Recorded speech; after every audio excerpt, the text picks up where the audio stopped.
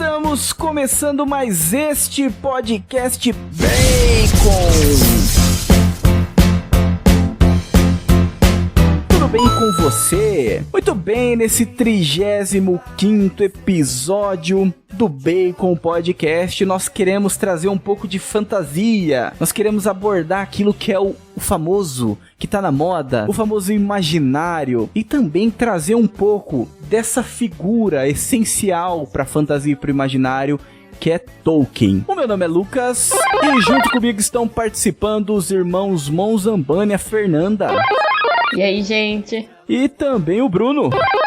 Opa, esse assunto aí dá muito pano pra manga e é muita responsabilidade, hein? Vamos falar direitinho. Pois é, então, pelo tamanho da responsabilidade que nós trazemos, então, um convidado mega especial, que é o nosso querido Guilherme Freire. Olá aí pra todos, meu nome é Guilherme, eu sou professor de filosofia, é uma alegria muito grande estar aqui, né? Vai ser uma conversa super boa, é o tema da minha paixão, eu sou absolutamente fã do Tolkien e é uma alegria estar falando com vocês. Esse é o tema dos nossos corações. Quem não gosta do bom e velho Tolkien? Aliás, vocês são de Sorocaba ou Itu? Depende, tem Ou algum lugar assim? muito próximo de Sorocaba. Olha, eu tô chutando pelo sotaque, mas vocês são do interior de São Paulo próximo e tô adivinhando aqui agora. Tá acertando, hein? Gente, eu e o Bruno somos de Boituva e o Lucas é de Indaiatuba. Olha só, está revelando a nossa Bate-Caverna. Cara, eu errei muito pouco o negócio, entendeu? Mas Digamos que acertou, eu né? praticamente acertei. Não, é que é o sotaque eu conheço, cara. Eu cresci em São Paulo. A gente tem essa conexão, entendeu? Você cresce em São Paulo, você já sabe o pessoal do entorno, né? A gente que comentou tantas vezes sobre O Senhor dos Anéis, tantas vezes sobre algumas das outras obras do Tolkien, né, em outros episódios, e finalmente nós estamos abordando diretamente algo relacionado a ele. Então é um episódio aí aguardado aí por muitos, especialmente por nós aqui que estamos gravando esse podcast. Espero que você goste, né, que você curta aí bastante esse episódio, porque eu garanto, meu caro ouvinte, que é com muito carinho e com muita imaginação. Muito bem, meus caros nerds conservadores dessa terra de Santa Cruz, acompanhe então mais esse episódio do Bacon Podcast.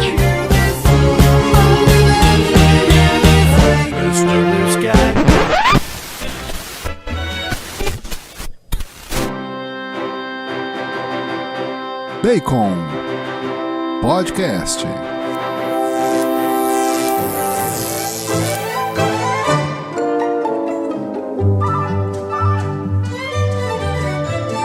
E como é de costume aqui nesse podcast, nós começamos aí com uma sinopse do tema que nós vamos trazer no episódio.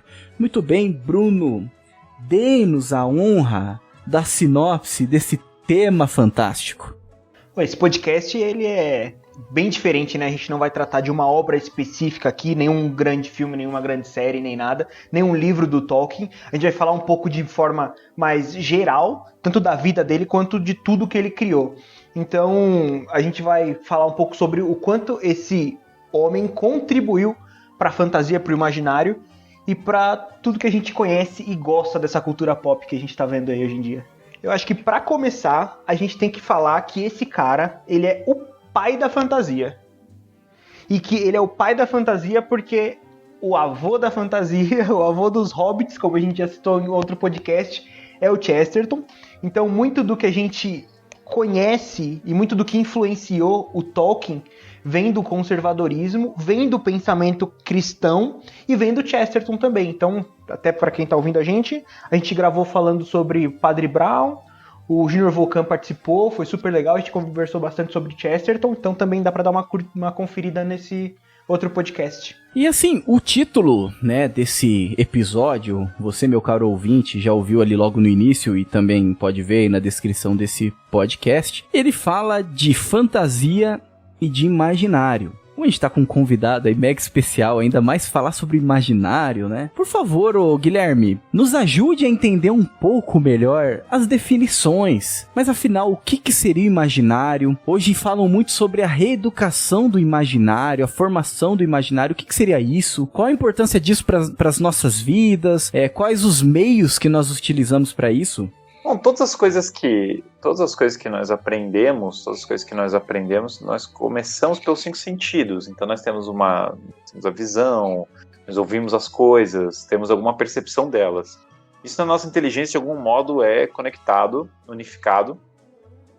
E aí nós começamos a formar imagens das coisas. Porque nós não temos na nossa cabeça a câmera, ou o celular, ou o computador na nossa cabeça. Nós temos uma imagem de algo, né? E essa imagem, a partir dela, que nós vamos formando nosso juízo, nossos raciocínios, que nós vamos conectando as coisas. E então, isso são as imagens. O imaginário trata desse conjunto de imagens que nós vamos formando, né? Então, quando a gente tem uma série de imagens bem formadas, a gente é capaz de fazer mais raciocínios profundos, de conectar melhor as coisas, de ter, inclusive, exemplos, seja do ponto de vista estético, você tem uma visão, né, de padrões de harmonia. Do ponto de vista do bem, que você tem exemplos, podem ser exemplos morais, ou exemplos de vários tipos. Ou do ponto de vista da verdade, você conseguir perceber uma coisa que você aprende uma possibilidade que você não tinha pensado. Então, basicamente, educar o imaginário é ir adquirindo imagens que direcionam para o bem, para a verdade e para o belo, né? Do contrário, o seu imaginário vai estar cheio de imagens que não necessariamente são símbolos que abarcam realidades mais profundas, né? Pela sua explicação aqui, até que eu tô entendendo, até para ajudar também o ouvinte para ver se meu raciocínio tá correto. Então, quando a gente fala que a gente tá educando o imaginário, não necessariamente a gente tá formando só com imagens de coisas físicas, como você citou, o celular, a câmera, mas também de ações, de sentimentos, de percepções de forma geral, que abarcam todos os sentidos e todo o intelecto. Exatamente, coisa que envolve os sentidos no geral, mas em especial, quando a gente fala do imaginário, a primeira coisa que vai nos evocar são padrões musicais, visuais e histórias. Porque as histórias evocam uma narrativa que passa na nossa cabeça como se fosse uma sequência de imagens, né? Então, quando você fala música, arte, literatura, normalmente é isso que principalmente você vai evocar quando você fala de formar imaginário, né?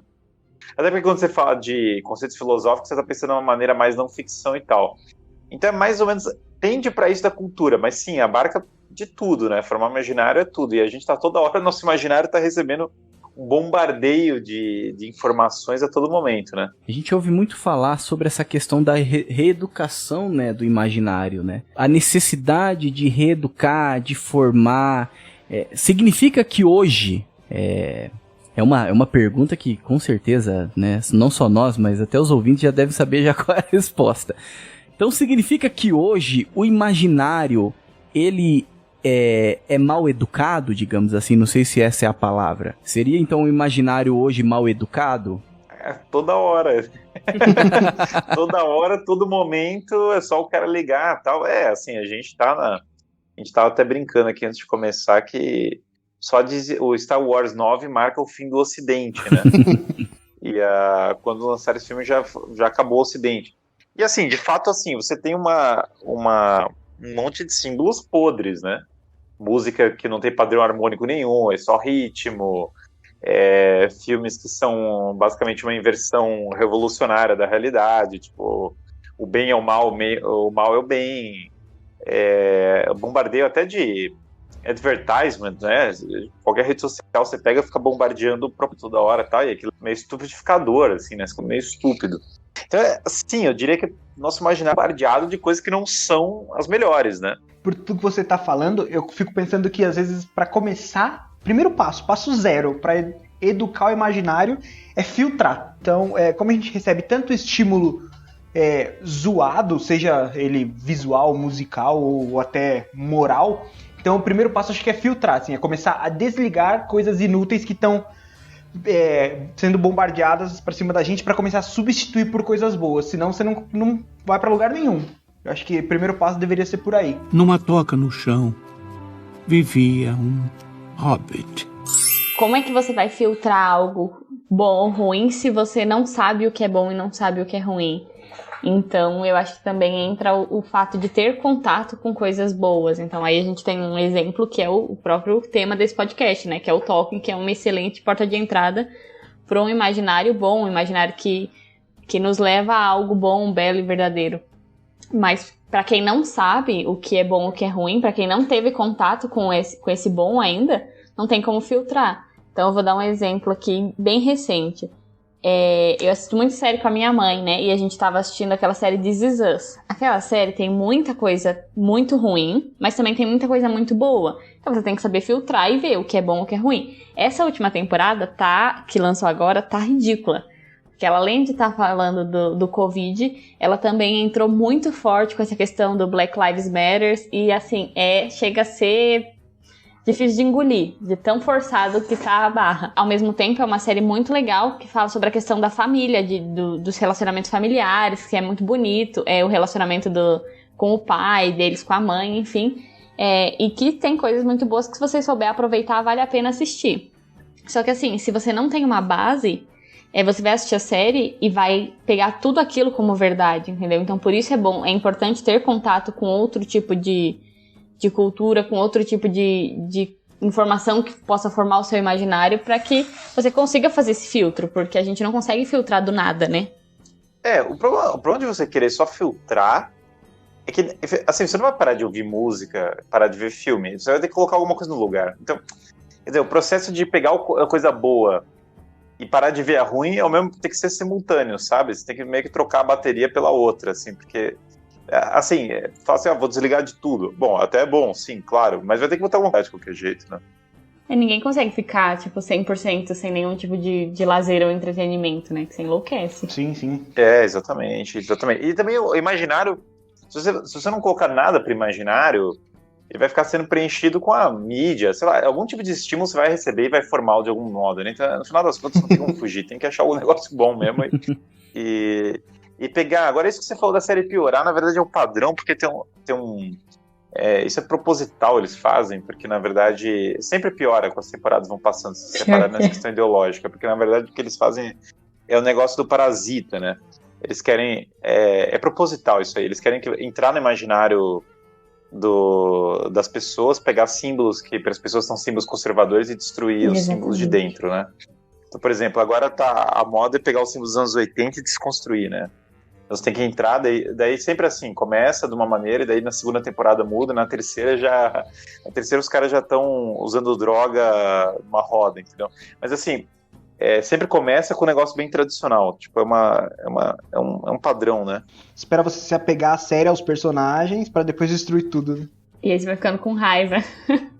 Exatamente, e ele ainda constrói, por exemplo, a série do Cobra Kai, sei lá, o Cobra Kai, ele é o cara, basicamente é um trampista. Eles fazem você gostar do cara que é trampista, é explícito o negócio, é o cara trampista. Só que daí, visivelmente, eles vão desconstruir o cara. Na segunda temporada um pouquinho mais, na terceira vai ser mais explícito. Pode anotar o que eu tô falando, porque assim, não é questão de... que é como funciona, o padrão, né? Claro, às vezes o caso mais drástico, Ghostbusters e Exterminador do Futuro é o caso mais bizarro, assim. Mas a ideia deles normalmente é essa. Você começa, daí você vai desconstruindo. Tem uma série, não sei se vocês já assistiram, chamada Designated Survivor, que é a história de um cara que ele acabou virando presidente dos Estados Unidos porque ele morreu todo mundo que estava na frente dele na linha de sucessão, digamos assim. Ele era o sobrevivente designado. Então ele fica num bunker, e aí se todo mundo morrer, ele vira presidente. E acontece que todo mundo morre. E na primeira temporada, é muito interessante porque ele vai tratando muito de querer descobrir o que aconteceu, querer restabelecer as liberdades nos americanos. E ele não tem partido nenhum. De repente ele vai virando democrata na segunda temporada. Aí entra o clima... Aí vai entrando as coisas. Não é que ele é conservador na primeira ele é liberal, na primeira ele mas depois vai caindo, ele é quase socialista no final. No final, ele vai mudando, assim, parece que mudaram até o personagem. É absurdo, assim, muda o pensamento do cara. Não, mas esse padrão é assim, no final o cara tá com a foto da Kamala Harris lá, gritando, viva Kamala. Quase isso mesmo. É um negócio assim, o cara começa o Reagan e termina a Kamala Harris. Cara, os caras fazem isso de propósito, bicho. Eu já peguei a deles faz tempo já. Esse era irmão desse. Numa toca no chão, vivia um hobbit. Falando, né, dessa questão do imaginário e a capacidade que... Essa questão da educação mesmo do imaginário. E quando a gente olha para os contos de fadas, né, isso é uma coisa que é apontada por ninguém mais, ninguém menos do que o próprio Tolkien, né, ninguém mais, ninguém menos do que o próprio C.S. Lewis, o Chesterton também, né, eles apontam para o conto de fadas como essa forma de transmitir essas verdades que são permanentes, né? Os contos de fadas que preenchem a nossa imaginação e nos ajuda, de alguma forma, a adquirir aquelas virtudes que são necessárias, né? Até mesmo tem aquele nome, né, que é dado como imaginação moral, né? O Chesterton, ele cita também em Ortodoxia, quando ele fala sobre a ética da Terra dos Elfos, né? Quando ele começa a contar, quando ele teve o contato, né, o contato que ele teve com os contos de fadas, e que os contos de fadas, ele era o espírito total das leis, né, que estava dentro dos contos de fadas, e que foi a primeira filosofia que ele aprendeu, né, mesmo antes de saber falar e até mesmo saber o que era filosofia. Então, essa capacidade que o conto de fadas, ele tem de transmitir verdades que não são relativas, né? Verdades ali que nós trazemos ali desde criança e que vamos trazer dentro de nós, né? Até a vida adulta, se assim a gente conservar aquilo, né? E eu acho interessante falar um pouco sobre essa questão até mesmo que a gente encontra dessas verdades que são transmitidas através dos contos de fada. Sim, você falou de imaginação moral, é um termo que o Russell Kirk usa, né? Ele diferencia uma imaginação moral, uma imaginação idílica e uma diabólica. O Burke também usa essa... Ele basicamente está tirando essa classificação tripla do Kirk, é derivada da teoria dos sentimentos morais que tinha lá no Burke, que está relativa ao imaginário. É basicamente sim, imaginação diabólica é aquela que apresenta o mal como uma realidade última, né? A idílica é uma que apresenta como um mundo como se o mundo não tivesse o mal. E a moral é que apresenta o bem e o mal, e o bem vence o mal, né? Então, é um critério bem básico, mas é um critério que já ajuda muito a julgar, assim, uma obra literária, né? Porque, de fato, assim, você vê os filmes, você vê as coisas, você vê muitos deles que tem esse... Os caras são incapazes de postular o bem, né? De mostrar um herói, de mostrar uma coisa assim. Ou, às vezes, tem que desconstruir o herói para poder terminá-lo. Mas, basicamente, quando você vê o bem vencendo o mal, e os dois bem retratados, tende a ser obra moral, né? Mas assim, o conto de fadas, ele é uma estrutura simbólica condensada. Mundo de fadas, o Tolkien tem um artigo... O maior texto do Tolkien, o texto talvez dos mais importantes. Tolkien foi um dos maiores acadêmicos, né, da linguagem e tudo, já puxando o tema mesmo, e ele escreveu um ensaio chamado Sobre Contos de Fada. Fantástico. E no Sobre Contos de Fada ele fala que é uma das obras-primas dele. E sobre Contos de Fada, basicamente, ele fala dessa dimensão da fada, que é uma espécie de construção metafísica da subcriação. Subcriação porque, assim, o mundo é criado e nós só criamos a partir da realidade. Nós não conseguimos criar criar nada que não seja a partir da realidade. Até uso um exemplo de metafísica, aula de metafísica no colegial, né? Eu falo para os meus alunos, eu pergunto para eles quantos pokémons existem, né? E daí, eu já não sei mais a conta, certo? Quando eu comecei a dar essas aulas eram 300 e pouco, você vê que já, para ver a idade, agora já deve ser muito mais. Mas eu perguntei para eles, quantos deles não são baseados em coisas do mundo real? E daí, simplesmente, nenhum deles não é baseado em coisas do mundo real, entendeu? Eles são baseados em alguma coisa, certo? Mesmo que assim, você pega o mar em algum tipo de cor ou forma do mundo real, né? Então, na verdade, você só consegue criar a partir da realidade. E o conto de fada, ele é uma criação a partir da realidade. Só que realidade é essa? Uma realidade que tem uma dimensão e mais profunda moral do que a gente imagina normalmente. Então, o conto de fada, ele nos coloca... Ele tem como o Chesterton fala na Ética da Terra dos Elfos, ele tem uma coerência do real, né? 2 mais 2 é 4 nos contos de fada, a estrutura do real tá... Mas eu tenho aquele elemento moral, aquele elemento que da realidade, que se eu saio daquela prisão materialista de imaginar tudo só como esses fatos brutos, imediatos, essa coisa mais grosseira na minha frente, e eu começo a pensar uma realidade mais espiritual, uma realidade mais profunda por trás das coisas. Então, sei lá, por exemplo, na Bela Adormecida. A Bela Adormecida da Disney, ela é uma obra gótica, né? Não aquela gótica de pintar o olho de preto. É gótico de padrão medieval, porque a Bela Adormecida, as 3 fadas madrinhas têm as cores das virtudes teologais, que é fé, esperança e caridade. E aí elas estão dando dons para a Bela Adormecida. Daí a Malévola, que tem a face dupla, né? Do mal, enganadora, sedutora e grotesca, né? Então, sedutora é a face de bruxa, de mulher que ela tem, e a outra é o dragão, né? O dragão é a face grotesca do mal, ela tem os 2. E daí ela dá a morte. Daí a morte é atenuada por um sono. O que quer dizer isso? Quer dizer que nós vamos morrer. Quer dizer que com o pecado vem a morte. Mas a morte pode ser vencida. Então, quando a Bela Adormecida, um detalhe interessante, por que o sono da Bela Adormecida é o pecado original? Ela toca na roda. Quando ela toca, todo mundo dorme junto, certo? Não é que dorme só ela. Porque, na verdade, é como se um ato mal gerasse a morte de todo mundo. Só que essa morte pode ser vencida. Ela é vencida como? Com o príncipe prometido, né? Então, tem uma metáfora do príncipe prometido. O príncipe prometido tem a espada tipo a armadura de Deus que tem lá na Bíblia, tem lá o príncipe prometido usa, né? Dele estrutura do paladino e daí salva a princesa. Então, você tem essa estrutura que eu peguei o exemplo da Bela Adormecida só para falar de estrutura.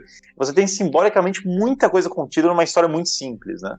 Uma história de poucos elementos, mas simbolicamente muito rica. E isso para a educação é tremendo, né? Porque você está passando conceitos assim elevadíssimos de uma maneira muito condensada, né? Ô Bruno, é por isso que eu assistia todo dia quando era criança. Eu já sabia de tudo isso que ele explicou. É bem por aí, né? Mas é verdade, por isso que encanta, né? Por isso que essas histórias sempre encantam. É que você com a Bela Adormecida, eu quando era criança, aquele VHS verde da Abril vendo o Rei Leão, a gente até comentou no podcast sobre isso. Mas assim, sempre, toda criança acaba se apegando a alguma história de forma, assim, mais... quase que tendo que ver todo dia, assim, fica até hipnotizado pela história. Mas por isso, porque é o contato com todo esse conhecimento, essa carga que entra e que enriquece o imaginário, né? Tem que partir de algum lugar e a criança parte pelos contos de fadas, que no livro o Tolkien fala bastante disso, né? Que essas histórias de contos de fadas, né, são muito vinculadas às crianças, mas elas são muito maiores do que isso, elas são para adultos, e que a gente tem que parar de associar só as crianças, porque elas enriquecem para todo mundo. Ele fala, né, que é as histórias do Belo Reino. Numa toca no chão, vivia um hobbit. E é legal de perceber que, assim, os contos de fadas, essas histórias, elas cativam tanto as crianças quanto os adultos, né? Voltando, assim, mais por um pouquinho de filme, né, Disney, a gente tava na chácara com as crianças, nossos afilhados, né, e eu botei a Bela e a Fera pra minha afilhadinha de 5 anos assistir, e eu fiquei lá sentada assistindo com ela. Por quê? Porque é uma história muito boa e que, de fato, ela me encanta até hoje, desde adulta. E como isso está sendo importante, esses filmes, ou a minha prima sentar e contar uma história, porque ela tá trabalhando muito isso com as crianças, de sentar e contar sempre um conto de fada, contar uma história. Ela estava querendo pegar o Hobbit agora para ler para os filhos. E como está contribuindo para o crescimento das crianças, para eles crescerem com um imaginário bom. Porque, infelizmente, a gente percebe que hoje eles têm um acesso à informação muito grande. Então, eles ficam lá no YouTube e eles veem muitas coisas que podem formar o imaginário deles para o mal. Nossa, uns desenhos que estão fazendo hoje em dia que é ridículo. É colorido, parece que trata a criança como um idiota, é um negócio muito ruim e que só empobrece, parece. A criança cresce sendo meio abobalhada, parece, acostumado, sabe? Com feio, né?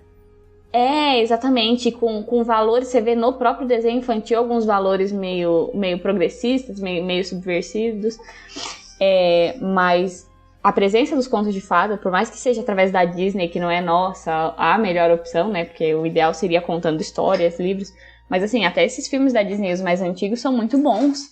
E valem muito a pena para oferecer uma uma opção de formação do imaginário melhor para as crianças. E também, claro, eu acho que a melhor de todas as opções é o pai mesmo, os pais que possam sentar com as crianças e contar a história, porque você está desenvolvendo um relacionamento mais profundo com seus filhos, você está já ajudando na alfabetização deles, está enriquecendo o imaginário deles, e você também está desenvolvendo o seu imaginário, né? Tá crescendo como pessoa, porque essas histórias, elas sempre trazem algum novo ensinamento pra gente, não importa, porque elas são ricas, elas trazem essa profundidade do belo reino, né? Como diz o Tolkien. Profundidade simbólica. Isso. Largar o menino no YouTube é uma péssima ideia, assim. Péssima ideia, porque assim, ele não vai ver nada de útil.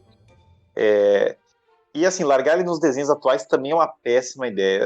A maioria deles são sobre gênero, sinceramente. Eu falei, cara, vou analisar a Hora da Aventura, né? O primeiro episódio que eu peguei pra ver, sem brincadeira, foi era um episódio que os personagens todos trocavam de sexo, né? E daí os homens viravam mulheres e as mulheres viravam homens. Eu falei, cara, que favor. Caraca. Aí eu falei, eu nem preciso me esforçar pra interpretar esse negócio. Pois na cara dura, né? Não é nem disfarçado. O negócio na cara dura, ou aquele outro Steven Universo, o cara usa um escudo, a namorada da espada, ele tem 3 mães. Então, assim, é óbvio qual é o negócio. Se a gente parar pra usar uma análise simbólica, a gente vê que é o gênero. E o padrão estético é muito pobre, porque é meio frenético, né? É uma coisa meio frenética, meio colorida, frenética. Isso aí, claro que empobrece tremendamente. Agora, por outro lado, as pessoas estão tão sedentas por uma coisa boa, né, que se elas pararem e calmamente tiverem contato com o livro do Tolkien, o livro do Chester, elas vão se apaixonar tremendamente, né? Porque elas sentem falta disso. É um equívoco achar que as pessoas não sentem falta. Elas sentem falta, os meninos sentem muita falta. É que eles não sabem que sentem falta, né? Eles acham que eles sentem falta do desenho que eles estão acostumados e não do Tolkien, porque eles não sabem quem é o Tolkien, né? Mas se eles pararem para ler e ler até o final, eles não querem voltar pro crack em forma de desenho. Sim. Vou te falar, é muito real isso. Eu li, acho que algumas vezes esses livros, assim, mais de fantasia. Quando você começa a descobrir, você não quer parar. E aí eu pedia de Natal, e aí eu passava à noite lendo. Minha mãe tinha que brigar comigo, mandava eu dormir pra eu parar de ler Harry Potter, Senhor dos Anéis, Hobbit, parar de ler essas coisas. Apesar do Harry Potter não ser um grande exemplo. Mas eu vi seu vídeo, Guilherme.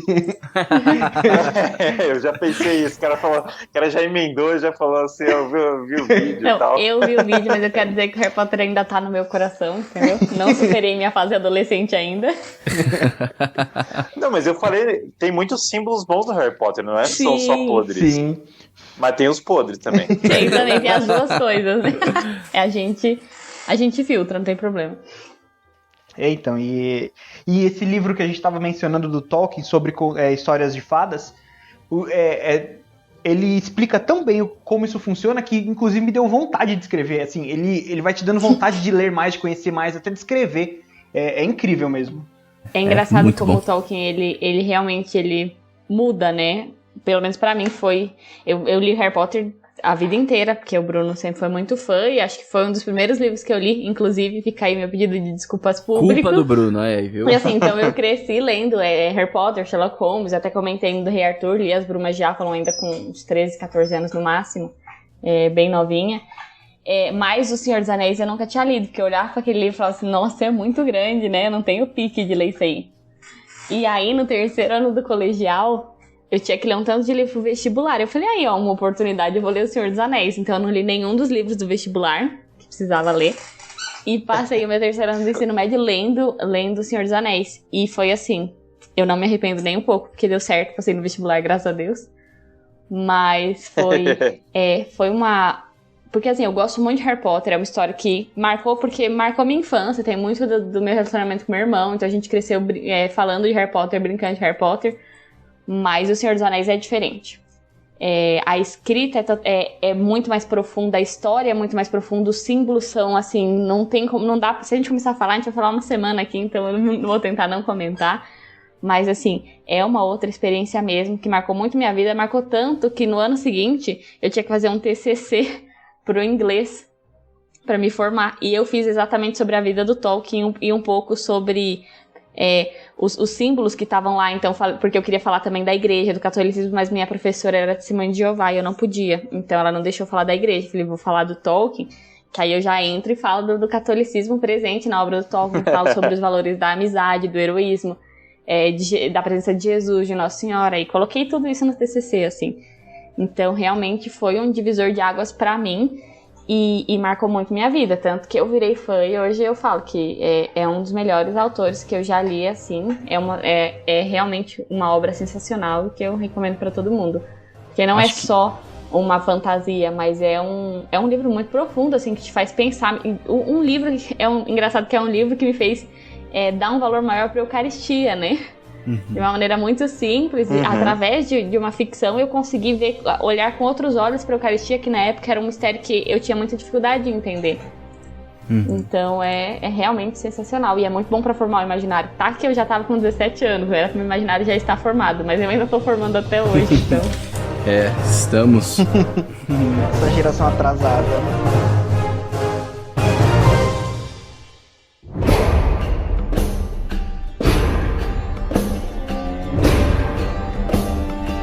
Mas eu acho que assim, falando dessa contribuição de Tolkien mesmo pro imaginário, acho que seria interessante a gente falar um pouco dele, né? Do próprio, né? Um pouco da história dele. Cara, o Tolkien, assim, a história do Tolkien é muito fascinante mesmo, né? Primeiro que ele nasceu na África do Sul, o pai dele estava trabalhando num banco lá, então ele é sul-africano, de origem mais britânico, era a África do Sul na época colônia, ou pós-colônia, não lembro. E aí o pai falece, né? Então ele basicamente vai lembrar da mãe dele, e daí a mãe volta pra Birmingham, cidade industrial, miné e tal, e ela se converte ao catolicismo. Quando ela se converte ao catolicismo, cuidar dos filhos e sustentar os filhos, sozinha. É um negócio assim, ela era é realmente uma figura que era Mabel Tolkien, né? E ela se matava. Então, inclusive, ela não teve ajuda. E é legal que assim, a mãe deixa uma herança para um dinheiro, que era para o Padre Morgan cuidar das crianças, só que o Padre Morgan completa do próprio bolso. Então, ele coloca mais. Muito interessante. E daí o padre cuida dele muito bem, ele tinha uma facilidade muito grande para línguas, ele vai embora nas coisas das línguas. Com 15 anos, ele já fazia discurso em grego, assim. E aí ele se apaixona por Edith, né, tal. E aí ele estuda aí. E ele vai entrar em Oxford, né, vai conseguir uma bolsa. Imagina, um menino pobre, Birmingham, órfão, consegue uma bolsa para Oxford, né? Consegue entrar na universidade e tal. Imaginem a dificuldade que era isso. E ele viveu uma vida super católica e tal, daí ele vai lutar na Primeira Guerra, né? Negócio impressionante, assim, ele vai lá, vai lutar inclusive na mesma batalha que o Hitler do lado oposto, né, obviamente. E ele vai trabalhar com comunicações, porque ele tinha esse dom maravilhoso para línguas, para tudo, né? E daí ele trabalha com comunicações e tal. E daí, nessa carreira acadêmica, ele entrando lá em Oxford, a experiência de guerra, obviamente, formou ele demais para o que ele vai escrever, literatura. Nessa experiência lá de Oxford, ele, na carreira acadêmica, ele vai se especializar em inglês medieval, né? E daí, visivelmente, ele vai ser um grande medievalista, ele vai ser um dos maiores conhecedores da Idade Média do século XX, vai conhecer inglês medieval tremendamente. Ele vai falar tudo, olha, todas as línguas que vocês imaginarem, ele vai aprender islandês, leto, sei lá, o que vocês pensar, ele sabia. Dentro das línguas germânicas, que era a área principal dele, sabia tudo. Sem falar grego e latim, que era para ele também era meio básico. Mas assim, dentro da árvore das línguas germânicas, qualquer coisa ele sabia. E ele vai estudando tudo isso, ele vai se tornar um professor, um tremendo professor. Daí ele volta da guerra. Quando ele volta da guerra, tem uma história engraçada, a Edith estava para se casar com outro cara, né? E daí ela vê, ele volta da guerra e tal, eles tinham parado de se corresponder por um tempo, tal, por causa do negócio do padre e tal, e daí ele vê tal, daí não, tal, não sei o que, aí eles se casam, né? Então ela volta atrás do outro cara. E aí volta atrás, casa com ele, e aí ele vai lá pra Oxford, vai conseguir ser professor lá em Oxford, vai ter os filhos lá junto com a esposa, vai criar esses filhos, um dos filhos vai ser padre, outro filho o Christopher vai tocar muito da obra dele, né, vai depois ser um sucessor da obra, embora o Christopher, eu sou um pouco da tese que o Christopher não entendia plenamente o pai, 100%, isso é um fato, até por algumas questões e tal. Mas enfim, então ele vai educar os filhos, essa coisa do conto de fada vai ser uma parte tremenda da educação dos filhos. Mas, cara, o Tolkien dessa fase, assim, basicamente o Tolkien, ele é um acadêmico de inglês medieval, conhecia tudo de Idade Média, conhecia línguas antigas, e contos de fada era uma coisa que ele passava pros filhos, sabe? Não tinha uma... Pra ele, assim, as coisas não eram conectadas ainda, certo? Só que ele tinha essa paixão de escrever, então ele estava escrevendo esse poema épico, ele tinha esse sonho de escrever esse poema épico medieval que se viria a ser o Silmarillion, né? E ele estava escrevendo isso, e com a cabeça e tal, e esses contos de fada, e ele pensando, nossa, como é que eu conecto as coisas? E aí, nesse meio do caminho, ele conhece o C.S. Lewis. O C.S. Lewis era um ateu meio chato, na verdade, que ele encontra, assim, na... Eu pensava dizer que o Tolkien era chato, né? Porque o Tolkien era o arqui-reacionário da... O Tolkien era reacionário e católico, assim, na Oxford da época era visto como assim, o cara mais, assim, fora da... O cara medievalista, reacionário, católico. Os caras olhavam e falavam, meu Deus do céu, tipo assim, o clima... dominante em Oxford da época, não pensem que era super tradicionalista, era tipo socialismo fabiano, assim, né, que era um socialismo, uma moda da época, né. E aí eles veem o Tolkien, assim, e o C.S. Lewis vai lá discutir com ele, fala, e aí o Tolkien já chega detonando Shakespeare, assim, né. E aí o cara o C.S. Lewis tem um choque, né, ele fala, cara, de onde esse cara veio, né, o cara fala mal do Shakespeare, assim, com toda a confiança, tal, o cara deve ser um alienígena completo, né. E aí eles começam a conversar tal, e vai acabar que o C.S. Lewis vai se converter ao cristianismo por causa do Tolkien, né? Com o Tolkien e o Chesterton. Mas também ele foi ler o Chesterton também, em grande parte por causa do Tolkien, dessa amizade com o Tolkien. E essa filosofia do mito do Tolkien vai contribuir tremendamente para a conversão do Lewis, né? Então ele vai se converter e vai ser um grande amigo. Daí eles vão ter um grupo chamado Inklings, eles basicamente vão para um bar, e eles vão lendo o que eles vão escrevendo de ficção, né? E daí, tanto essa coisa dos contos para os filhos, essa obra acadêmica medieval, esse grupo de discussão em que eles vão escrevendo, um discutindo com o outro, começa a se misturar tudo que vai preparar para a origem do Hobbit, né? Daí um dia ele atendia os alunos em casa, essas mentorias dos alunos, daí um dia ele escreve, num buraco no chão vivia um Hobbit, daí começa a surgir um negócio que era o Hobbit, né? E daí ele vai escrevendo o Hobbit, ele vai pegar toda essa carga de simbolismo que ele entendia, essa carga de... Ele era muito católico, né? Ele ia na missa, ele pegava as crianças de manhã, botava na bicicleta e saía com eles para ir na missa, né? Para confessar e tal. Então ele tinha botava a família para confessar. A mulher às vezes não entendia, né? Falava, por que esse homem fica botando a gente para confessar toda hora e tal, né? e ele botava, tinha uma ímpar assim. E aí isso também contribuiu para o tema imaginário dele, e ele começa a combinar tudo isso. E sai o Hobbit, né? E o Hobbit, quando daí ele meio que, quando ele escreve, ele não sabe nem o que fazer com a coisa direito, né? Depois que eu vou atrás de publicar isso e tal. Mas tinha muito projeto pedagógico nisso, claramente, de trazer esse simbolismo que ele conhecia eruditamente, assim, medieval, cristão e tal. Mas não tinha... por exemplo, ele fez uma edição erudita do Sir Gawain, o Cavaleiro Verde, que é uma das maiores obras de ficção da... E agora vamos fazer um filme bizarro, né? O trailer eu já vi que é bizarro, já nem quero saber desse filme. Mas Sir Gawain é um dos melhores livros, assim, da história. E ele tinha feito edição erudita disso, mas como é que você passa isso para as pessoas de hoje? Não é um negócio que você vai facilmente passar para as pessoas. Então ele começa... O Hobbit é uma forma de misturar tudo, de conectar tudo, né?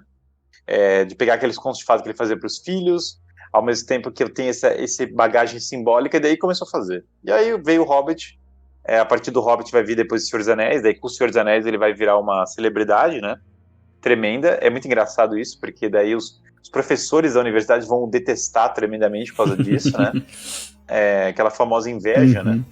E daí os caras vão chegar para ele e falar, isso aí que você ficava fazendo ao invés de estudar, ficava fazendo livrinho de orc, entendeu? Os caras vão rir da cara dele. E daí ele vai ficar rico, né? Então, quando os caras rir da cara dele, ele fica rico, né? E o engraçado é que ele fica rico, e daí... Mas é uma coisa assim, é tudo tão surreal, né? Porque assim, ele fica rico, e daí começa a aparecer esses hippies na porta dele, falando que são fãs do livro, né? E daí ele fala assim, meu Deus, esses americanos, eles não entendem o que eu escrevi, né? Ele fica assim, meio estarrecido com esses hippies, assim, pra, cara, os caras não entendendo nada, assim, como é que eu vou explicar a Idade Média pros caras? E daí ele pegava realmente os fãs hippies e ficava explicando a Idade Média, não sei o que, pros caras, pra ver se eles entendiam do que ele tava falando, assim, né, porque era totalmente fora da... Mas acabou que ele virou uma celebridade, assim, realmente internacional, e daí ele aposenta, vai pra praia com a esposa, depois a esposa vai falecer e tal, e daí ele volta pra Oxford. O negócio da esposa falece, ele volta pra Oxford, mas já numa fase bem posterior. Numa toca no chão vivia um hobbit. Se você olhar, o mundo protestante é o mundo das línguas germânicas, certo? Tipo, não existe protestantismo no mundo de língua grega e latina, né? Isso tem a ver, inclusive, com as traduções, porque, por exemplo, no grego, o Pai Nosso tá o pão super substancial, né? Tipo, então, assim, ninguém que era do mundo grego virou protestante, porque, tipo, tá escrito pão super substancial, assim, um negócio que não virou, não aconteceu, né? Então, ele achava que isso era uma questão muito linguística, então ele morreu falando disso, assim, tipo, o último discurso dele tinha... eu tive a curiosidade de ver as cartas, né? Pra ver como é que... acompanhar a vida dele por meio das cartas, né? E daí, tipo, a última relato da vida dele é isso. Ele foi pra uma discussão, tava os padres amigos dele, os caras lá discutindo e tal, e ele se empolgou, daí começou a gritar, levantar os braços e tal, e falar da língua germânica e a reforma e não sei o quê, e ele faleceu ele faleceu nisso, né? Ele tem um conto autobiográfico que é maravilhoso, quem quiser entender O Senhor dos Anéis e tal, tem que ler, que é o Folha por Nigel. E o Folha por Nigel... que tá no final do Conto de Fadas, né? Normalmente nas edições eles fazem a Árvore e Folha ou sobre Contos de Fadas. Normalmente eles anexam um com o outro, né? E o Folha por Nigel basicamente conta a jornada espiritual do Tolkien ao fazer O Senhor dos Anéis. E aí num dos eventos do funeral dele eles leram, né? Porque o Nigel, ele basicamente encontra o paraíso, né? Ele passa por um purgatório, encontra o paraíso, e basicamente o Nigel... ele está buscando a árvore da vida eterna, né? A árvore da vida, que é a eternidade, que é a perfeição. E essa árvore da vida não tem na Terra. Na Terra não tem árvore, certo? Então, o Nigel, ele era um pintor, e ele era obcecado por pintar cada folha. Ele queria pintar a folha perfeita, e o Senhor dos Anéis é essa folha, certo? Ele está querendo pintar a folha, mas é só um vislumbre da árvore. A árvore mesmo não dá para você ver. E aí o Nigel... quando morre, ele vê a árvore, né? Ele vê a árvore eterna que ele passou a vida inteira tentando pintar. Então, é como se o Tolkien, ele tá falando depois da morte dele, né? Ele tá pintando aquela folha para depois que ele morrer, ele possa ver aquela árvore, né? E aí ele vislumbra, daí eles leram isso no funeral dele, leram e falaram, nossa, porque o Nigel, quando ele vê a árvore, ele abre os braços, daí ele fala, nossa, é um dom, né? É um presente. É como se desse mundo, dessa criação, você tem esse dom, e esse dom maravilhoso é isso que ele está tentando pintar, né? E daí, quando no funeral dele leram isso, né? Então, é como se fosse a homenagem máxima, assim, né? Porque é o Tolkien reencontrando de fato o sentido da vida dele, né? Tudo que ele buscou a vida inteira foi isso. E o Senhor dos Anéis é parte desse projeto. O Senhor dos Anéis é um épico medieval literário, cara, simbólico, poético, épico no sentido de batalhas e não sei o que, tudo junto, né? Condensado simbolicamente, e ele vai fazer um esforço tremendo para unificar o imaginário de todas essas obras, né? De unificar tudo isso e tal, e esse é o projeto da vida dele. O projeto da vida dele a gente vulgarmente pode chamar do projeto Senhor dos Anéis, mas é claro que o Senhor dos Anéis é uma obra do projeto. É criar um imaginário unificado, né? Um projeto da Terra-média unificada, que seria como se fosse a segunda criação, né? Ou a subcriação dele, o mini-mundo que ele criou para espelhar o mundo real, né? É uma infinidade de obras, né? E se você vai reunir ali todas as obras dele, é muita coisa, assim, né? Tipo, falando sobre a Terra-média, aí tem toda a origem, aí tem os contos que são separados, assim, é muita coisa. Ele realmente construiu um universo, assim, né? E assim, Tolkien, ele criou uma literatura, né? Na verdade, ele fez parte desse ressurgimento dessa literatura católica, né? Porque, querendo ou não, é uma literatura católica. Ele fala assim que não... Ele coloca, né, numa das cartas dele que não foi uma coisa proposital, né? Que a criação... O Senhor dos Anéis, ele é uma obra fundamentalmente católica. Ela foi inconscientemente no início, mas foi conscientemente na revisão, né? Sim. Então, é uma pessoa que transpira catolicismo. Uma pessoa que transpira Deus, né? Não tem como ela escrever alguma coisa que fuja daquilo que ela acredita, né? É impossível. Uma pessoa que tem um imaginário totalmente educado na fé católica, né? E quando ele escreve, é isso que ele vai colocar no papel, né?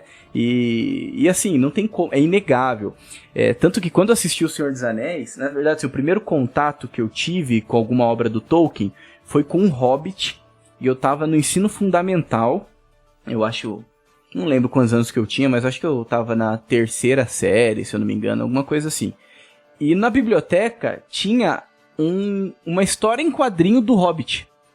E assim, eu lembro que eu peguei, né, porque eu gostava muito de desenhar e tal. Aí eu peguei e comecei a ler e falei, nossa, que legal isso daqui, né? Uhum. Aí depois, muito tempo depois, que eu fui conhecer quem era o autor, que eu fui conhecer realmente a obra. Depois saiu os filmes do Senhor dos Anéis que eu fui assistir. Mas ainda assim, eu não tinha uma consciência, assim, da profundidade que estava por trás daquela obra, né? Mas quando eu assisti o Senhor dos Anéis, eu olhava e falava assim, nossa, que coisa bonita. É difícil ver uma coisa desse nível hoje em dia, né? Com profundidade, com pureza, com inocência. E aquilo era algo agradável, né? Não só para os adultos, mas para as crianças também, né? E porque era um conto de fadas reinventado ali pelo próprio Tolkien, né? E depois que daí eu fui entender, quando eu fui me aprofundar mais ali na história dele, depois também quando eu comecei a ter uma experiência mais concreta com a minha fé mesmo, que até então não é que eu tinha, que daí eu fui me aprofundar mesmo nas obras dele, e eu fui entender que, é um católico se expressando, né? É um homem que almejava, que buscava a santidade, né, e escrevendo um conto de fadas, né, e não tem como você fugir disso. Mas uma coisa que eu queria ressaltar era que, hoje em dia, é difícil você ver lugares que falam desse lado de Tolkien, né. Normalmente é sempre o linguista, né, o grande, que falava não sei quantas línguas, que escreveu esse livro e aquele, mas é muito difícil você ver alguém falando, e ele era um católico fervoroso. É difícil, eu acho até interessante até para os ouvintes aí depois também procurar, né? Além dos vídeos também do Guilherme, que ele tem no canal dele no YouTube, tem aquele canal também, o Guardião Católico, que é baseado no Tolkien Talk. Do Sérgio Ramos. Não, cara. Cara, o Sergião é o cara. E assim, o Tolkien Talk eu já seguia, já tinha um tempo, né? E eu gostava muito do conteúdo e tal. Aí daí quando o Sérgio começou a mostrar esse lado dele também católico, quando eu comecei a ver, né, porque é muito vídeo, né, que eu tinha visto todos, né, aí eu falei, nossa, que legal, né, aí ele foi e criou um canal no YouTube, né, que fala só desse lado católico, propaganda esse lado católico, né, de Tolkien. Eu achei muito interessante, por isso que eu quis citar aqui também no podcast. Vale muito a pena também ver. Na época eu tava no trabalho com expediente, eu peguei e comecei a matar o trabalho mesmo, né, e aí eu fiquei 1h30 falando com o Sérgio no telefone, assim, sobre não foi 1h30, gente, é brincadeira, tá? Antes que a minha esposa vai ver aqui o podcast e falar, o cara tava matando o trabalho e tal. Mas assim, mas basicamente você fica um tempo falando com o Sérgio, cara, e eu acho assim, o Sérgio é um dos caras que mais entende Tolkien no Brasil, eu acho um cara brilhante, e eu acho que ele tá na linha certa, esse é o Tolkien, não tem outro Tolkien, só tem esse Tolkien católico, só existe o Tolkien reacionário católico, olha, não existe nenhum outro Tolkien. Não, mas o Tolkien era um não sei o que, não, cara, não era. Ele era um linguista, claro, só que é como eu falei, a mesma parte da linguística dele está muito relacionada à fé também. Ele entendia a parte linguística como relacionada à fé, ele entendia a parte... normalmente eles querem atenuar o medievalista e atenuar o católico, que também são as partes que o povo não entende, né? Não é só que os caras não estão de má fé, que eles também não entendem, cara, eles realmente não entendem os símbolos, não entendem o que é a Idade Média. Então é difícil... Ainda são entender. Aqueles hippie, né? O Tolkien hippie, o Tolkien seria um linguista hippie e tal, mas ambientalista. Bom, ambientalista ele era, mas um ambientalista de tipo medievalista, não Greenpeace, né? Isso aí ele achava tudo bárbaros, assim, né? Cara, eu não gostava nem do inglês na missa, que dirá dos caras do Greenpeace, assim, o negócio dele a pegada dele era outra, né? Aliás, o Tolkien pra ele, já desde a queda de Constantinopla, que aliás, a queda de Minas Tirith parece que é de Constantinopla, dali pra frente o mundo já tá, a história é uma sequência de derrotas, fala ele, né? Então ele é super assim quando eu falo que ele é medievalista, ele é no geral, assim, ele é tipo, enquanto filosofia política, enquanto visão de mundo. Não é que ele queria voltar exatamente pra Idade Média, mas pelos princípios medievais, com certeza ele queria, né? E assim, a fé dele é o que define a vida dele. Tipo, ele toda hora, ele escreveu que o Senhor dos Anéis é fundamentalmente católico, ele discutia nas cartas dele toda hora o simbolismo católico com os alunos dele. Muita gente sabia disso, tem um dono de livraria católica que discute com ele uma hora lá os símbolos, e ele era muito consciente. Os leitores eruditos, boa parte deles sabiam do simbolismo católico, né? os fãs dele, dos colegas dele. O Lewis, obviamente, sabia do simbolismo católico e tal. Só que, de fato, assim, tem gente que quer deturpar coisa, mas não tem como, né? E assim, também não entende a Idade Média. O próprio Peter Jackson, o filme dele é maravilhoso, mas ele não entende perfeitamente o Tolkien, certo? Então tem coisa que ele tirou lá, que você vê que ele... É mais o que ele omitiu do que o que ele botou, certo? Porque o que ele botou, ele até, pelo menos no... Tirando o Hobbit eu acho que já... Daí quando começa a ter o romance da anã com o cara, do anão com a elfa, daí pra mim já... Não, nada a ver. Aí o pior do Hobbit... Hollywood, sendo Hollywood. Não, o mais bizarro do Hobbit pra mim é o Bard, né? Porque, cara, o Bard é... Assim, isso é muito explícito. Cara, o Bard é o herói conservador. Tipo assim, com todos os parâmetros que você quiser. Se você ler o Hobbit com atenção, você vai ver que o Bard é o conservador da cidade. Porque ele é o cara que tá dizendo questão assim... da tradição, né? Não, ele é o tradicionalista louco, que ninguém dá bola pra ele. É óbvio que o Tolkien tá se colocando também na história. Tipo, ele é o Bard é o Tolkien em Oxford, sabe? É um bando de gente que não tá nem aí pra nada, e os caras são totalmente, os caras já renegaram a tradição, só querem saber de ganhar dinheiro, não querem saber de mais nada. E daí o cara fala, não, olha, tem uma flecha prometida que não sei o quê, que vai matar o dragão, e os caras não levam ele a sério. Essa é a história do Bard. E daí os caras conseguiram inverter completamente no Hobbit, ao contrário, é o anti-Bard, né, que é o cara que é o libertador democrático. Nossa senhora, nada a ver com o Tolkien, nada a ver. O Tolkien acharia aquilo ali ridículo, mas enfim, então assim, tem essa questão. Então eles invertem, mas embora o Peter Jackson ele entende perfeitamente a Idade Média, certo? Ele tem uma certa visão, ele tem a estética ficou belíssima em muitos casos, algumas coisas, as representações dele ficaram assim, divinas. Só que a Minas Tirith, por exemplo, ficou maravilhosa, né? A verdade é que ele teve muita ajuda, porque primeiro o Tolkien descreve muito bem, e também tem os artistas, tipo assim, o Alan Lee e tal. Então ele teve coisas que ajudaram pra ele fazer isso, mas assim, tem uns detalhes que você vê que ele não percebe. As partes mais políticas, visivelmente ele não pega. O condado, a invasão do condado é desse perfil, o Bard é desse perfil, o Faramir é desse perfil, então visivelmente algumas partes políticas ele rejeita. E algumas visões estéticas, a mesma Idade Média. Uma vez eu peguei para um amigo meu, arte medieval mesmo, né? Iluminura, toda aquela coisa. O Tolkien, ele tá se baseando em muita coisa, cara. Hoje, eu acho o Tolkien superior a Dostoiévski, né? E eu falo isso tendo lido praticamente toda a obra do Dostoiévski e tendo analisado com muito cuidado, né? Eu não li em russo, então realmente tem isso contra mim. Mas eu falo isso aí pra chocar as pessoas, porque o Dostoiévski é chique. Tolkien não é chique no círculo intelectual, às vezes, certo? Às vezes não é chique. O Dostoiévski, não, eu leio Dostoiévski, né? Daí soa como uma coisa, assim, ultra chique, né? Mas o fato é que, assim, por que Dostoiévski é altamente erudito e Tolkien não é? E o Senhor dos Anéis é inferior? Tolkien não devia em nada em base literária e estilística, em visão filosófica, pelo contrário, ele era mais profundo que Dostoiévski. Você vê isso transparecendo nas cartas. Tô falando das cartas como um dos maiores gênios da história da literatura, certo? Então, só para elevar o Tolkien como um cara, assim, de um nível muito absurdo. E para mim é uma habilidade tremenda que ele seja acessível. Para mim o fato de ser acessível é um mérito do Tolkien, não é um demérito, né? Então eu coloco ele no patamar mais alto possível, assim, né? Numa toca no chão, vivia um hobbit. Uma coisa legal que você falou, o fato dele ser acessível, é até nessa questão do catolicismo, né? Que ele se torna uma porta de entrada para muita gente. É engraçado, eu acho muito engraçado quando eu vejo alguém que é muito fã da obra de Tolkien, O Senhor dos Anéis, e não é católico, porque eu falo assim, cara, tá errado. Às vezes não conhece muito, né, às vezes. Então, que nem eu lembro quando eu tava, porque na época que eu tava lendo, eu tava no ensino médio, então tinha muito do povo nerd que jogava Magic, aí Bruno, seus amigos, jogava Magic no kart, que gostava muito dessa ideia medieval e fantasiosa, enfim. E todos eram ateus. E eu lia e eu falava assim, mas peraí, cara, o cara tá falando aqui de Eucaristia, de Nossa Senhora, assim, é lindo, dá vontade de chorar, de bonito que é, e você tá aí lendo, achando legal e querendo ser ateu, não tá batendo, sabe?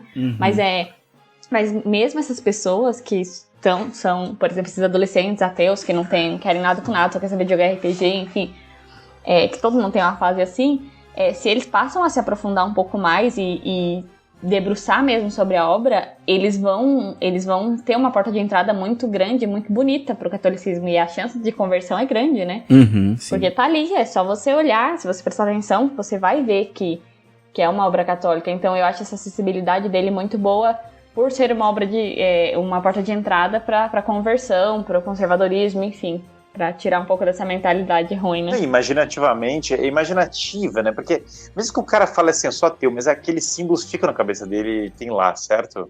Uhum. Eu já cansei de... Com certeza. Outro dia eu tava falando com um cara legal, tal, um cara gente boa, eu tava debatendo com ele, um cara anarcocapitalista, né? E daí eu tava debatendo sobre anarcocapitalismo, meu perfil e tal, e daí eu falei, cara, foi a melhor coisa, você vê como o Tolkien é, e daí eu falei, cara, eu entendo que o rei não deveria ficar mexendo no condado, mas eu não entendo um condado que não tem um Aragorn pra proteger o condado, entendeu? Porque daí simplesmente os Cavaleiros das Trevas entram lá e acabam com o condado, sabe? Então, tipo, e o cara entendeu na hora, o cara entendeu 100%. Eu falei isso, o cara entendeu, o cara falou, é isso mesmo. Porque, assim, por mais que a pessoa ela pode não entender 100%, mas aquele padrão simbólico tá na cabeça dela. Ela entende que o mal existe. Sim. Ela entende um exorcismo, cara. O Gandalf vai lá e exorcista exorcista o Théoden, né? E daí aquilo entra os padrões. Então, o Tolkien é o maior cara que introduziu os símbolos cristãos no Ocidente. E isso no século XX. E você veja que a cultura geek, no geral, cara, ele entrou em tudo. Tudo tem um pouco de Tolkien, certo? Você falou do Harry Potter. Sim. O Harry Potter, basicamente, o que tem de bom no Harry Potter é o Tolkien que colocou, entendeu? É o gótico, exatamente. É a jornada, é o desafio do herói, é o cara vencendo o desafio, tendo que sacrificar a vida. É tudo Tolkien, aqueles livros e não sei o quê. E obviamente o Dumbledore é um Gandalf aguado, certo? Se jogar água e açúcar no Gandalf vira o Dumbledore. Obviamente, os Dementadores são os Ringwraiths com água e açúcar. Obviamente. Então, assim, obviamente boa parte dos padrões simbólicos são, na verdade, o Voldemort, o Sauron. É que às vezes a gente ficou muito com a imagem do Sauron, só o Sauron é o olho de fogo, né? Mas o Sauron, na verdade, ele é o sedutor, né? Ele é o cara que vai lá e engana os caras e oferece o anel. Ele é o bruxo, né?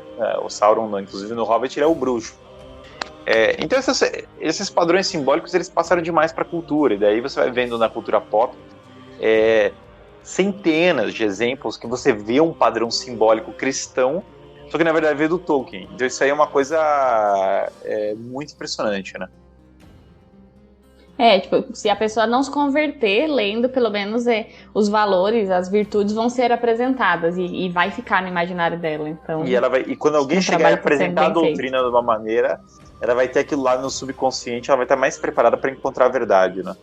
Coisa que sem o Tolkien é difícil, porque o cara entende mesmo, assim, é difícil tem coisas que o imaginário é muito doido. Por exemplo, você vê um exorcismo. Se você pegar a pessoa na rua e falar, o exorcismo existe, capaz do cara falar, não, isso aí não existe. Mas o cara vê lá no Senhor dos Anéis, ele entende a coisa, porque ele vê o Grima colocando o Grima corrompendo o negócio, daí ele vê o clima ficando pesado, daí ele vê a aparência física mudando, daí ele vê o Saruman falando pela cabeça do Théoden, daí ele começa a entender toda essa dimensão espiritual que pra ele não existia. E ele começa a entender que no mundo real ele vai enxergar padrões muito semelhantes e ele vai enxergar e falar, cara, isso aqui acontece no mundo também. Daí ele começa a se preparar para entender essa realidade sobrenatural, né?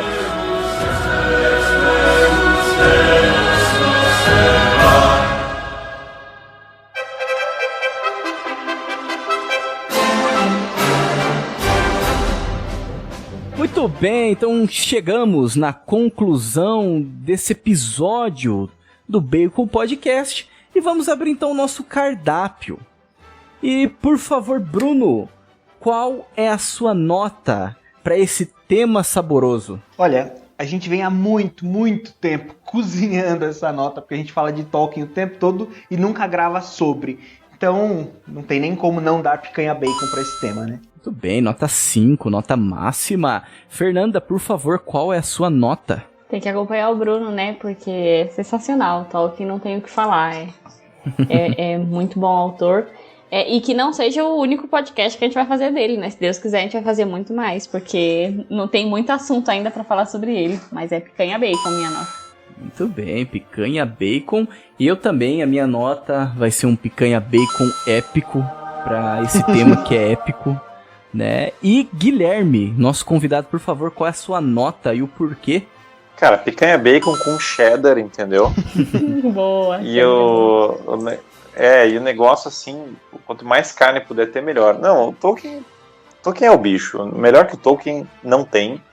Eu sou extremamente parcial do Tolkien. Eu acho que mergulhar no Tolkien é a melhor coisa que o cara pode, qualquer um que tá ouvindo pode fazer. Muito bem, então 5 de todos nós, né, fechamos esse podcast com a nota máxima, merecidíssimo. Eu não falei no começo sobre as nossas redes sociais, mas siga-nos no @baconpodcastbr, seja no Instagram, seja no Facebook ou no Twitter.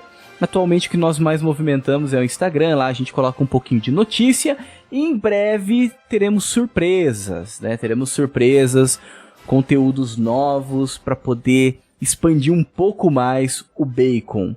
E também tem um canal no YouTube, que por enquanto só tem podcast. Se você quiser entrar lá, se inscrever no canal, dar um like no episódio se você gostou, é só também acessar o link que está na descrição desse episódio. Guilherme, por favor, fale aí das suas redes sociais, seu site. Claro, hoje eu tô especialmente no YouTube e no Instagram, né? Meu YouTube é Guilherme Freire, meu Instagram é Guilherme FCL Freire.